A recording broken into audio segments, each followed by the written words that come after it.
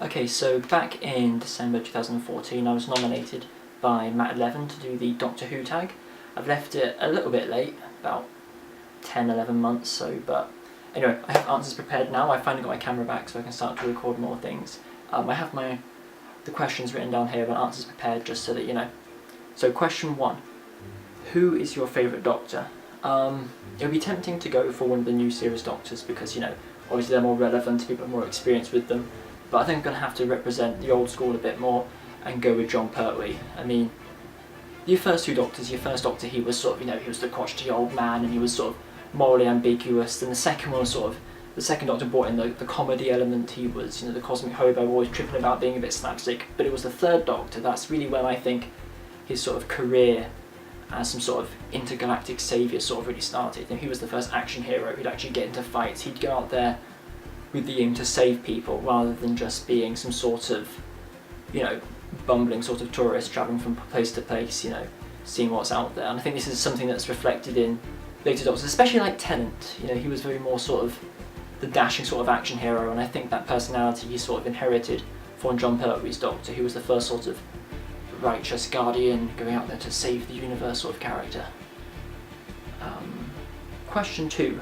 What's your favourite Doctor Who story? Okay, I'll supply 2 answers for this. I'll go one for old Who, one for new Who. So starting with new Doctor Who, I've got a few written down. I'm going to cheat. I'm not going to say just one episode because there's too many. I can't narrow it down. But I'm very, very fond of, pardon me, of Flatline from season 8 with Peter Capaldi, the one with the 2D universe interfering with the 3D universe. Largely because, you know, as a scientific theory, it's one that I've always greatly enjoyed, one that I enjoyed talking about with other people, the idea of other spatial dimensions and universes with less like 2 dimensions or 4 dimensions. There's a really good video actually by Carl Sagan in which he explained this point perfectly, and I think that this episode was almost like a nice dramatisation of the whole Flatland story. I'll include a link to it maybe in a fancy button on the screen somewhere or in the description below, because it's very well worth watching and you can see sort of the scientific principle that the episode was based on. I was also a very big fan of Utopia as well. I mean, largely because of, you know, the hype of having the Master back being played by Derek Jacobi and the whole thing, like the whole reveal with Chantho and him opening the watch, it was, and of course the return of Captain Jack Harkness. There's a lot of really good stuff going on in that episode. I remember back when it came out, it was an episode that I went back and watched quite a lot. As for classic Doctor Who, there's quite a lot back there. I've got a list. City of Death, obviously, is a classic written by Douglas Adams. It's sort of one of the best opportunities to see Tom Baker really be sort of comedic as the Doctor. You know, it was a chance, when people talk about him being silly or slapstick, I think Tom Baker's Doctor with Douglas Adams' writing is sort of a perfect partnership. The whole thing was shot on location in Paris, and so there's lots of like silly moments that aren't really needed. It was just the BBC showing off, oh look, we're in Paris, you know, so let's do a scene, you know, in the Louvre, or let's do a scene on the Eiffel Tower or in a Parisian cafe because we're in Paris, you know, BBC money being spent. But aside from the sort of silly tourist shots, it's quite a decent story. Actually, quite a large part of the plot of City of Death, I think at least, was recycled from the first Dirk Gently book. So if you're familiar with Dirk Gently, it's sort of like that and the Doctor Who story Shada, which if you know anything about Doctor Who, you'll know never was actually made, but was another one written by Douglas Adams. The two sort of, he sort of took the plots of the 2 Doctor Who episodes that he wrote and he rolled them into one and released it as Dirk Gently. You'll know what I'm talking about if you've read the books or seen the episode. But Pyramids of Mars, another very good one. I'll just sort of shoot through my list. Time Warrior, good Jon Pertwee, Sarah Jane's first episode, introduction of the Sontarans into the Doctor Who universe, that was a good one. I would say Genesis of the Daleks, but everyone says that. Tomb of the Cybermen, if you're looking for a good Cyberman story, Tomb of the Cybermen is fantastic. That's back when they were actually properly scary back in the old days. That's Cybermen at their best. Battlefield was quite good. There's another one, I can't remember the title of this, maybe someone will be able to remind me, but it was a Jon Pertwee episode with Joe. The Master was there. I think there were Daleks. It was something to do with Draconian ambassadors. I think it's getting near the end of Jon Pertwee's time with Joe. I can't remember, but I remember at the time watching it and thinking, oh, this is really good, I'm going to have to go back and watch it, but I can't remember what it was called. Anyway, question 3, who's your favourite companion?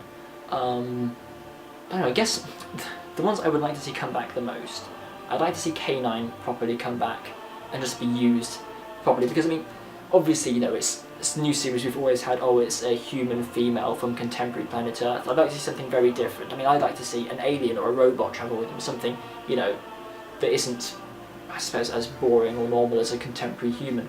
And I think K9 sort of, you wouldn't have K9 just with the Doctor, you'd have to have someone else there, because I think just K9 and the Doctor wouldn't be very riveting viewing. But I think one of my favourite sort of TARDIS teams would be Romana, K9 and the Fourth Doctor. And of course Romana, like, you can bring Romana back, you can have a lot of fun playing with that. I mean, she's a time lady. If Gallifrey, if and when it does come back, Romana's there, you could cast anyone you want in the role and it would be fantastic. Like, whenever a new mysterious female character comes up in New Who, I'm always wondering, oh, could she be Romana? You know, when Missy turned up, there was the hopefuls that were being like, oh, maybe it's Romana come back after the war, but so far, no.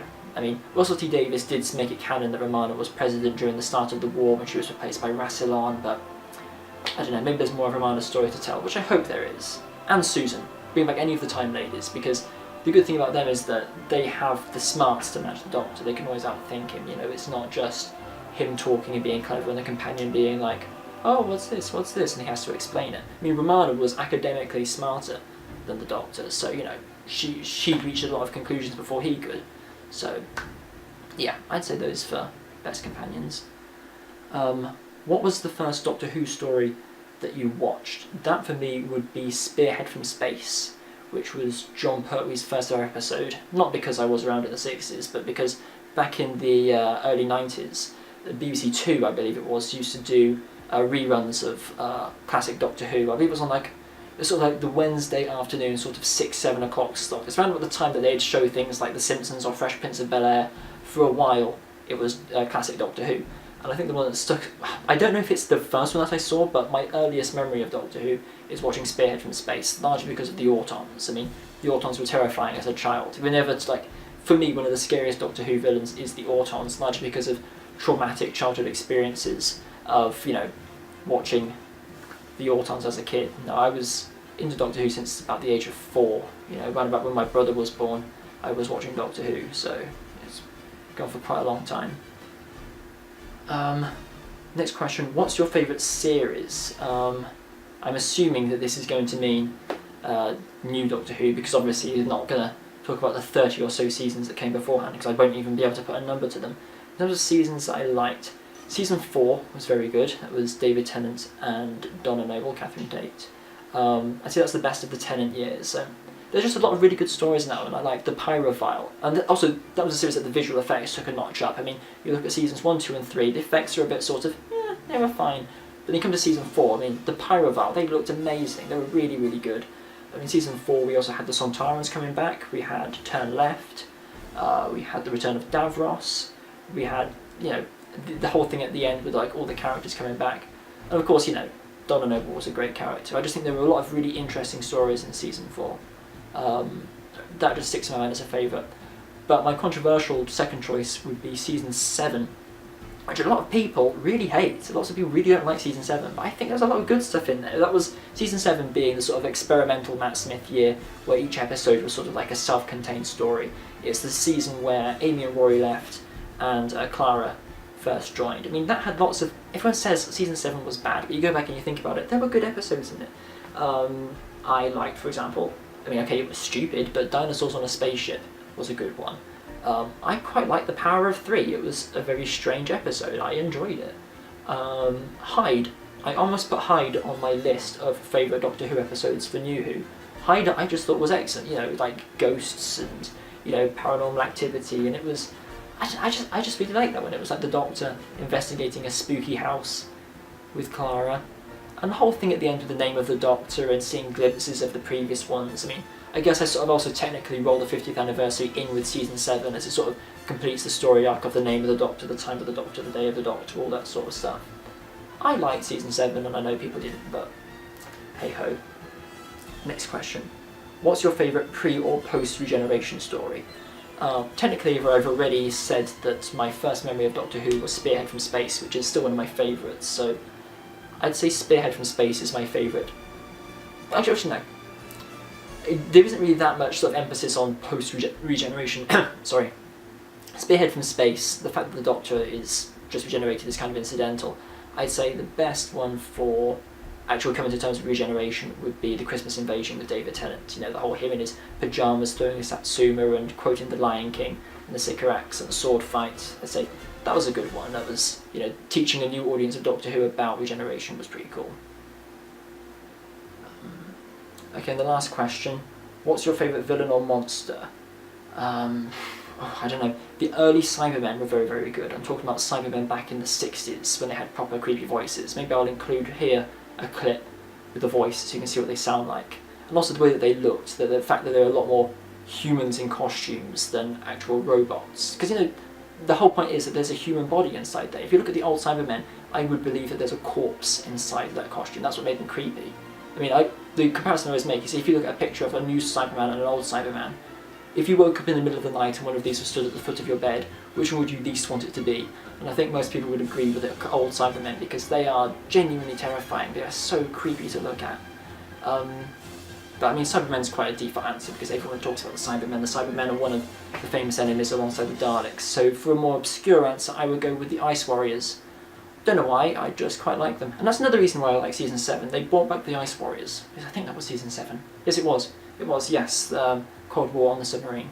So that was nice to see. Yeah.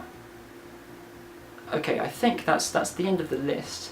I'm supposed to tag people, however I think the Doctor Who tag sort of died at the end of last year and the start of this year, so there's no one really left for me to tag. So if you want to do your own one after seeing my video, then go ahead and do it and say that you heard about it through my video. But other than that, I think that's everything I have to say about Doctor Who. We're in the middle of Season 9 at the minute. I think it's been really, really good so far, and probably one of the best seasons yet, to be honest. I might have to change my answer to best season and say Season 9, but we'll see how it goes. Yeah. Anyway, that's the end of my Doctor Who tag video, and I shall see you guys later.